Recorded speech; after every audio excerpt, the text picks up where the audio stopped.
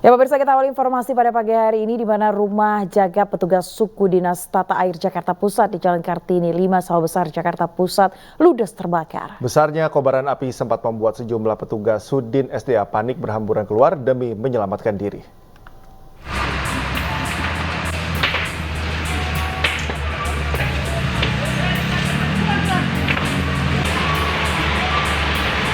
Api berkobar hebat dari sebuah bangunan semi permanen yang berada di area rumah pompa Kartini 5, Jalan Kartini Raya, Sawah Besar, Jakarta Pusat, Minggu petang. Kencangnya tiupan angin serta kondisi bangunan yang terbuat dari kayu dan triplek membuat api dengan cepat melalap habis bangunan. Akibatnya, sejumlah petugas panik hingga berhamburan keluar untuk menyelamatkan diri. Diduga kebakaran disebabkan hubungan arus pendek listrik. Listrik kayaknya sih ada listrik yang kabel yang telanjang nyamber ke kayu. Ada ledakan bang? Ledakan paling dia itu kayak genset sama pompa alkon. Yang terbakar apa bang? Yang kebakar itu kayu-kayu, kasok. Ada alat yang terbakar gak? Pokoknya listrik. Alat yang terbakar apa tuh? Alat yang terbakar tuh kayak yang ada bahan bakarnya itu kayak pompa alkon sama genset. 4 unit mobil pemadam kebakaran diterjunkan ke lokasi dan berhasil memadamkan api setelah 30 menit. Akibat peristiwa tersebut, petugas Sudin Sumber Daya Air tidak lagi memiliki tempat untuk jaga dan beristirahat. Dari Jakarta, Rani Sanjaya, iNews melaporkan. Kebakaran melanda sebuah toko pembuatan kasur di Jalan Raya Mustika Jaya, Kota Bekasi, Jawa Barat. Api yang cepat membesar membuat panik warga dan pengendara yang melintas. Kobaran api muncul dari bagian belakang toko dan banyaknya bahan yang mudah terbakar membuat api cepat membesar dan merambat ke bagian depan toko yang sedang beroperasi. 5 unit mobil damkar dikerahkan ke lokasi. Sekitar 30 menit api akhirnya berhasil dipadamkan. Diduga kebakaran akibat korsleting listrik. Tak ada korban jiwa dalam kebakaran ini, namun kerugian diprediksi mencapai ratusan juta rupiah.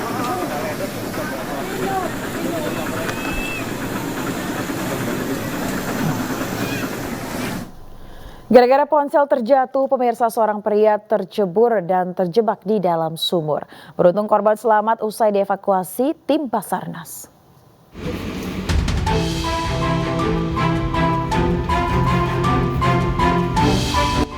Seorang pria terperangkap dan tak mampu kembali ke atas setelah menuruni sumur untuk mengambil ponselnya yang terjatuh ke dasar sumur. Tim Basarnas pun menyambangi TKP untuk mengevakuasi korban. Kejadian ini berawal ketika korban berinisial YK, 29 tahun, hendak memperbaiki lampu kamar mandi yang mati dan berada di dekat sumur. Saat memperbaikinya, ponsel yang digunakannya untuk penerangan tiba-tiba terjatuh ke dalam sumur. Melihat ponsel terjatuh, YK berupaya menuruni sumur yang memiliki kedalaman 16 meter dengan diameter 1,5 meter. Akibatnya, korban terperangkap di dalam sumur lebih dari 1 jam.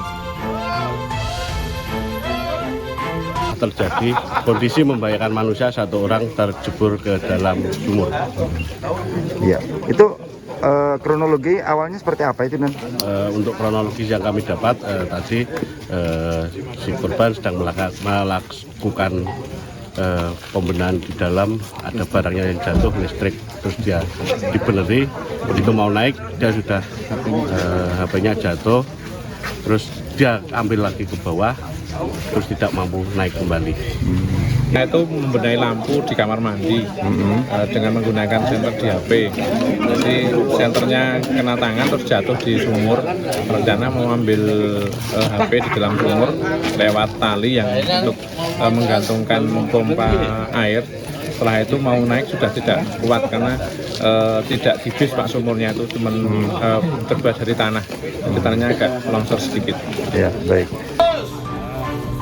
Akhirnya korban berhasil dievakuasi selama 30 menit dengan menggunakan peralatan milik Basarnas.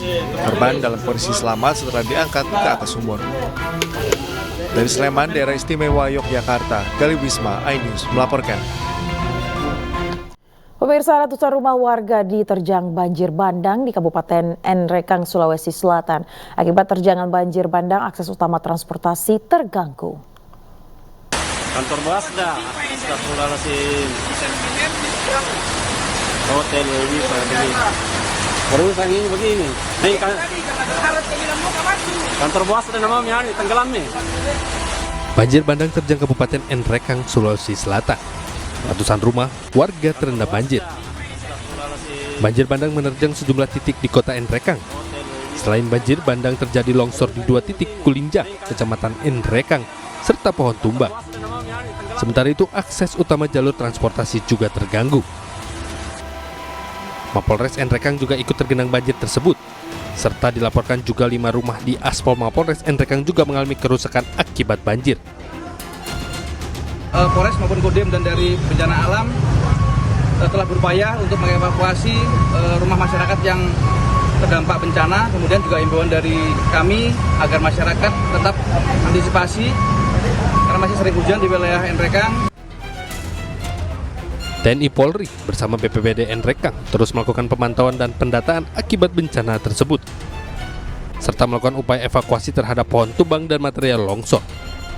Dari Nrekang, Sulawesi Selatan, Jufri Tonapa, iNews melaporkan. Pemirsa, dampak gempa bumi tektonik berkekuatan magnitudo 6,2 yang terjadi kemarin, sejumlah rumah warga di 6 kecamatan di Kabupaten Bandung, Jawa Barat mengalami kerusakan. Meski mengalami banyak kerusakan, tak ada korban jiwa dalam peristiwa itu.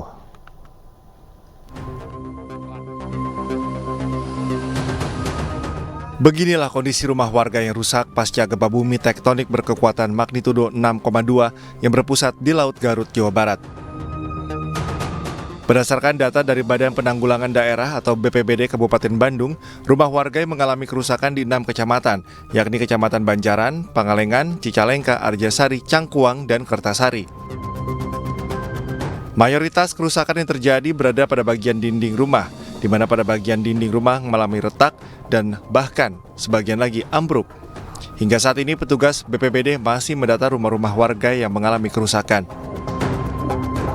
Warga mengaku masih trauma, khawatir gempa bumi susulan akan kembali mengguncang permukiman mereka.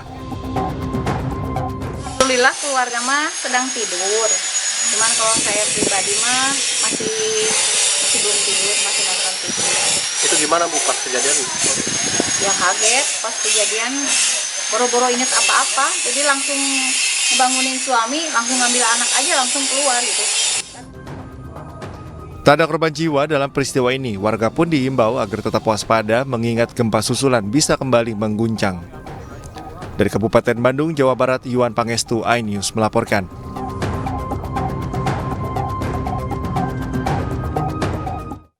Kita ke informasi selanjutnya pemirsa, karena dapat mengganggu keselamatan penerbangan.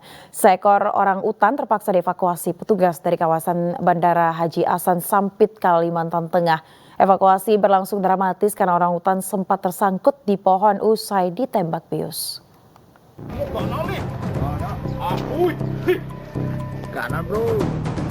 Keberadaan orang utan di Bandara Haji Hasan Sampit langsung direspon petugas BKSDA. Kehadiran primata yang dilindungi tersebut dikhawatirkan dapat mengganggu keselamatan penerbangan. Penyelamatan orang utan berbobot 82 kg ini memakan waktu yang cukup lama. Hal ini karena orang utan terus bergerak menghindar ke dalam hutan. Setelah mendapatkan lokasi persembunyian orang utan, petugas menembakkan obat bius. Namun setelah pingsan, orang utan sempat tersangkut di cabang pohon setinggi 25 meter. Tadi setelah dibius, setelah dilakukan pembiusan, orang utan sempat sangkut di pohon yang cukup tinggi sekitar 25 meter dan tadi diupayakan untuk dipanjat dan tadi berhasil orang utan diturunkan. Orang utan bernama Hasan ini kemudian dibawa petugas BKSDA untuk dikarantina sebelum dilepas liarkan kembali ke habitatnya. Dari Kabupaten Kota Waringin Timur, Kalimantan Tengah, Normansyah, iNews melaporkan. Asyik bermain ponsel di depan sebuah warung, seorang ibu rumah tangga menjadi korban penjambretan dan aksi pelaku pun terekam CCTV.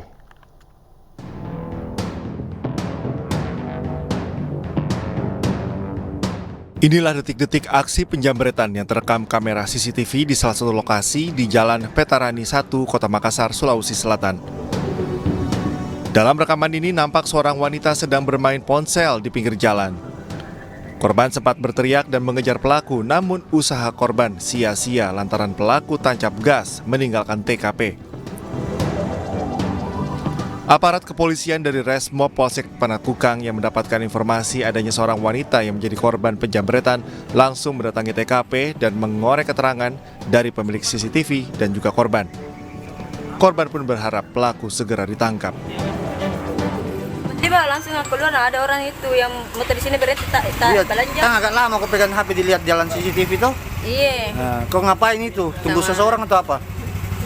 Teman sama suami. Oh begitu dah. Saat kau asik main? Iya, dari main begini keluar, dapat ke sana kak. Tiba-tiba gaget kak, langsung ditaruh HP-ku. Tidak bisa mengutang HP-ku karena tak putus milik pegantunnya HP-ku.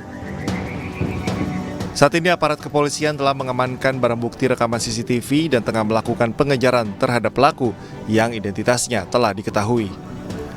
Dari Makassar, Sulawesi Selatan, Muhammad Nurbone, iNews melaporkan.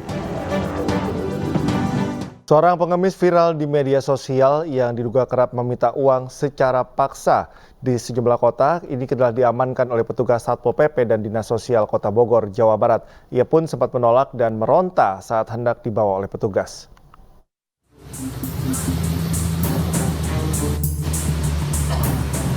Petugas Satpol PP bersama Dinas Sosial Kota Bogor yang mendapatkan laporan dari warga langsung mengamankan seorang ibu yang merupakan sosok pengemis viral di kawasan Sukasari, Kecamatan Bogor Timur, Kota Bogor, Jawa Barat.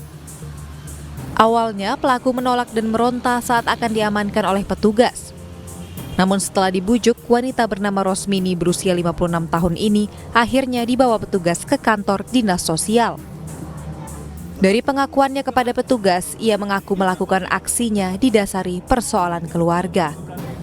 Asesmen sementara, ibu ini punya masalah pribadi yang ibunya ceritakan kepada kami ya, kepada teman-teman Dinas Sosial tadi setelah ngobrol mungkin dari hati ke hati ya.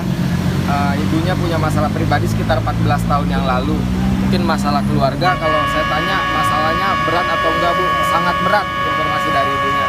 Mungkin masalah intern dari keluarga ibu itu sendiri. Ya, beberapa bulan yang lalu juga sempat viral di beberapa kota, hampir di Jawa Barat juga ibu itu sempat viral.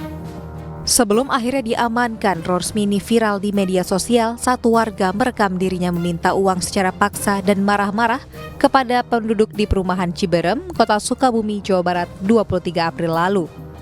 Dari Bogor, Jawa Barat, Andi Firmansyah, iNews melaporkan.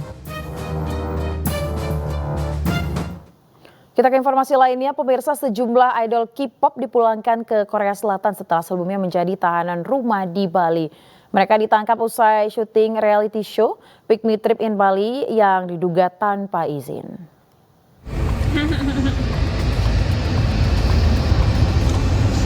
Idol K-pop yang ditahan diantaranya adalah personel girl band Secret Number asal Bali, Dita Karang, anggota Girls' Generation Hyoyeon, dan anggota Apink, Bomi. Selain para artis asal Korea Selatan ini, 27 kru reality show yang menjadi tahanan rumah. Mereka tiba di Bali 21 April lalu melalui Bandara I Gusti Ngurah Rai, Bali dengan menggunakan visa on arrival.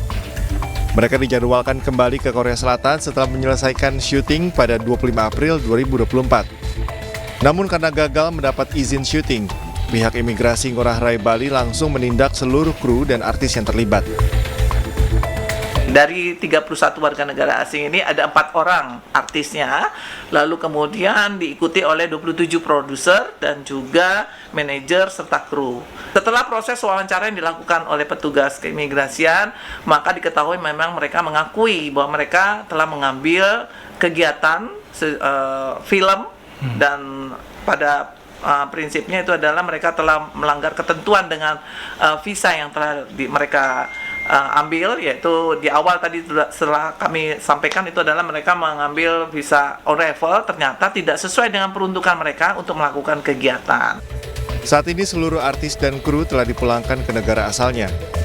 Namun 2 produser asal Korea Selatan masih menjalani pemeriksaan lebih lanjut.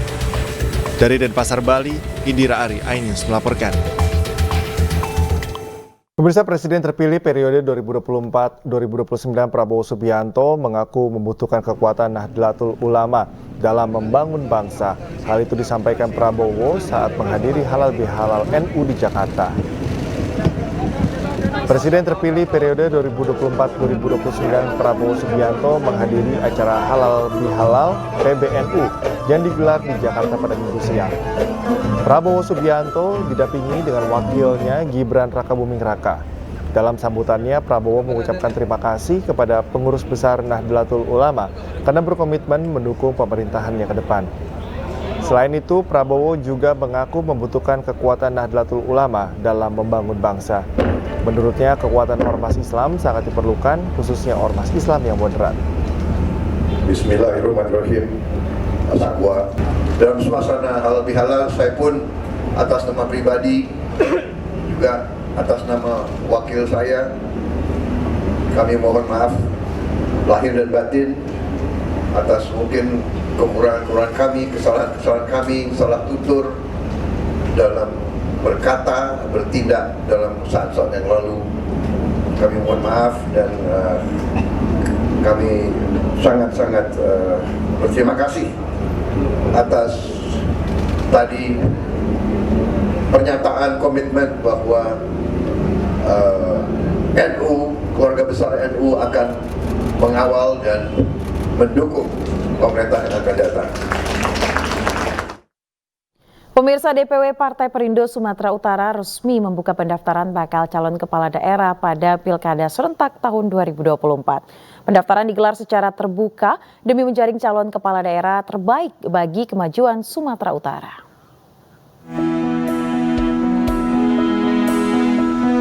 Jelang Pilkada serentak November 2024 mendatang, DPW Partai Perindo Sumatera Utara membuka pendaftaran dan penjaringan calon kepala daerah, baik tingkat provinsi dan kabupaten kota. Pendaftaran dilakukan secara terbuka untuk memberikan kesempatan bagi putra-putri terbaik Sumatera Utara untuk membangun daerahnya. Kita punya pengalaman dalam mengusung gubernur, kita turut memenangkan, pengalaman mengusung calon kepala daerah kabupaten kota. Kita juga punya pengalaman menang yang cukup banyak di 13 kabupaten kota pada 2020. Jadi pengalaman-pengalaman yang telah diberikan, dibuktikan nyata oleh Partai Perindo, baik di DPW maupun di DPD. Partai Perindo akan membuka pendaftaran hingga bulan Juni 2024. Dari Medan, Sumatera Utara, Sadam Husin, iNews melaporkan. Pemirsa, berikut ini adalah kisah inspiratif dari seorang wanita di Jakarta Timur. Diberhentikan dari pekerjaan tak membuatnya patah semangat. Ibu Sari Priskila menekuni bisnis yang mengubah sampah-sampah kayu maupun barang tak terpakai lainnya menjadi kesenian yang keren dan menguntungkan.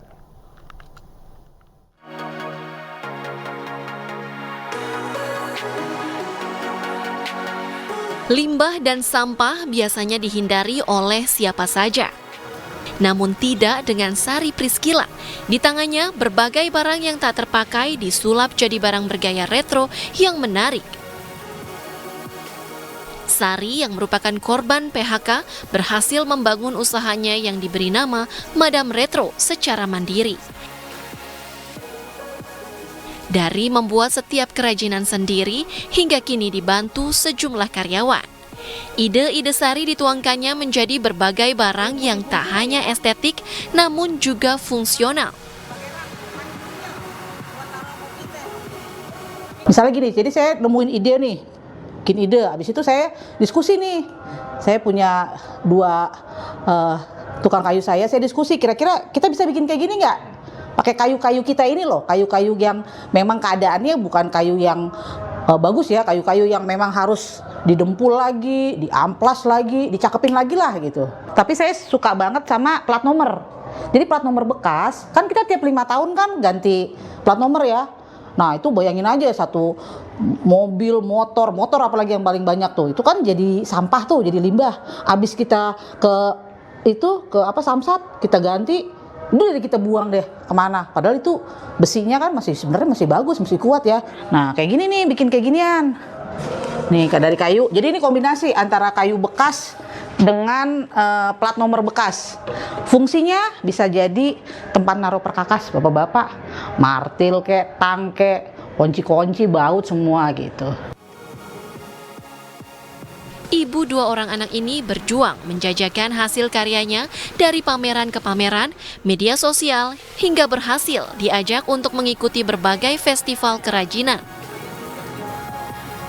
Salah satu yang membanggakannya adalah ketika karyanya menarik minat Ibu Negara Iriana Joko Widodo. Jadi waktu itu Ibu Iriana melihat baki yang saya bikin. Temanya kebetulan kan Jakarta, DKI Jakarta. Dan saya senang sekali Ibu Iriana mau beli baki saya itu. Wah, bangga banget. Terus saya kasih tahu tuh sama semua kru-kru tukang kayu saya, biar mereka juga bangga ya, bisa ngasih tahu bahwa barang kita tuh bisa dibeli loh sama Ibu Presiden. Dalam mengembangkan usahanya yang berada di kawasan Cipinang, Bali, Jakarta Timur, Sari juga terbantu karena mendapat pelatihan-pelatihan dari salah satu bank milik pemerintah.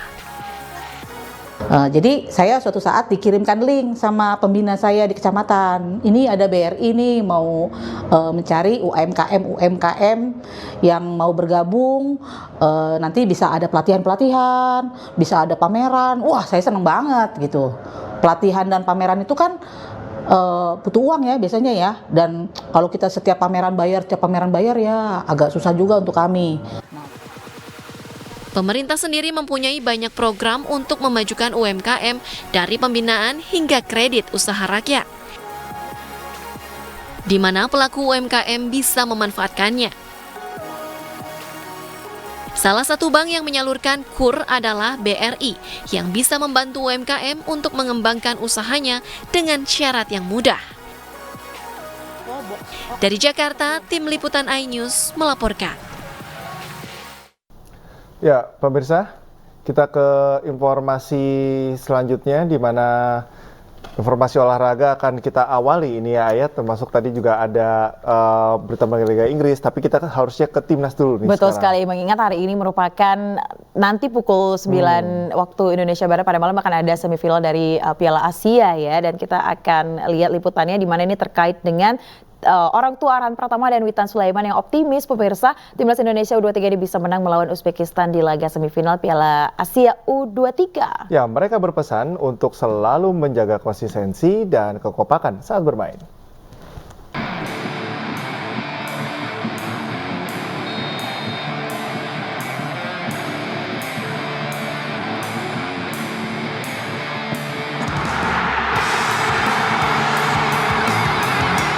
Setelah mengalahkan Korea Selatan, timnas Indonesia U23 akan menghadapi Uzbekistan di semifinal Piala Asia U23 yang akan digelar di Abdullah bin Khalifa Stadium pada Senin pukul 21 waktu Indonesia Barat.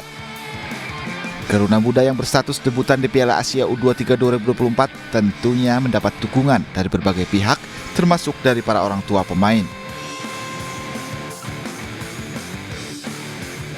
Ibunda Arhan Pratama Surati berharap Garuda Muda menang lawan Uzbekistan. Surati juga tak lupa berpesan kepada anaknya untuk selalu berdoa dan menjaga kesehatan. Selain itu, Ibunda bek kiri timnas ini menyampaikan untuk selalu menjaga kekompakan saat bermain. Kalau soal skor, kita yang penting itu cari kemenangan aja, entah itu skornya tipis ataupun dikasih banyak, ya alhamdulillah. Yang penting kita menang. Hal sama disampaikan orang tua Witan Sulaiman Humaidi. Orang tua pemain sayap timnas ini menyebut optimis Garuda Muda bisa mengalahkan Uzbekistan di semifinal Piala Asia U23 2024. Sebab menurutnya selama berlaga di Piala Asia U23, Garuda Muda bermain bagus. Humaidi pun berharap timnas Indonesia U23 bermain konsisten. Orang tua Witan prediksi Indonesia menang 3-1 atas Uzbekistan. Main dengan konsisten, dengan bagus, permainan dengan rapi, insya Allah Indonesia bisa menang menghadapi Uzbekistan nanti. Berapa kosong kira-kira Pak? Insya Allah 3-1 buat Indonesia. Uzbekistan lolos ke semifinal Piala Asia U23 setelah mengalahkan Arab Saudi pada laga perempat final. Pada laga tersebut, Uzbekistan berhasil mempermalukan Arab Saudi dengan skor 2-0. Tim Liputan iNews melaporkan. Pemirsa, MNC Group tidak melarang masyarakat Indonesia untuk menggelar nonton bareng Piala Asia U23 2024 selama tidak dipergunakan secara komersial untuk mencari keuntungan pribadi. MNC Group menegaskan jika ada pihak yang memanfaatkan nobar untuk komersil akan diproses sesuai dengan aturan yang berlaku di Indonesia.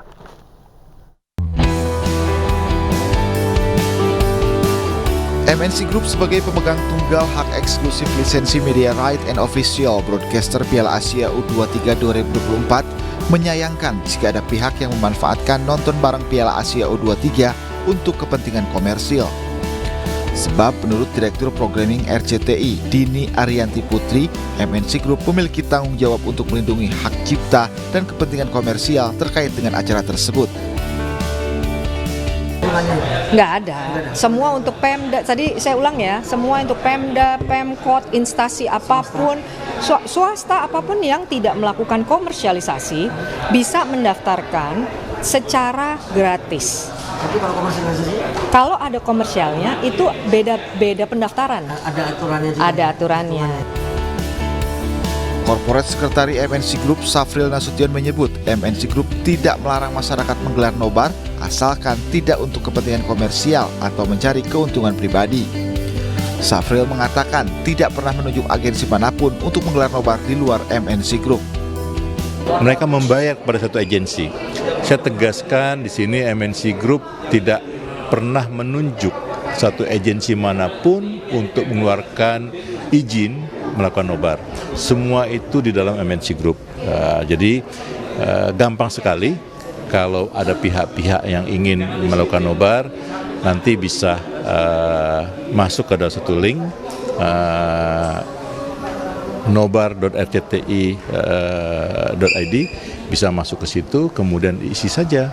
Nah, kemudian setelah diisi nanti kita akan tahu, karena kami juga perlu mendata. Pelanggaran terhadap larangan-larangan yang telah ditetapkan oleh MNC Group dapat berujung pada sanksi pidana dan denda sesuai dengan undang-undang yang berlaku di Indonesia. Dari Jakarta, Hadisti Arifah, Hoirudin, iNews melaporkan. Sejumlah pengamat optimis Indonesia bisa meraih kemenangan dalam laga kontra Uzbekistan di semifinal Piala Asia U23. Masyarakat juga optimis Indonesia bisa tembus final dan juara Piala AFC U23 di Qatar.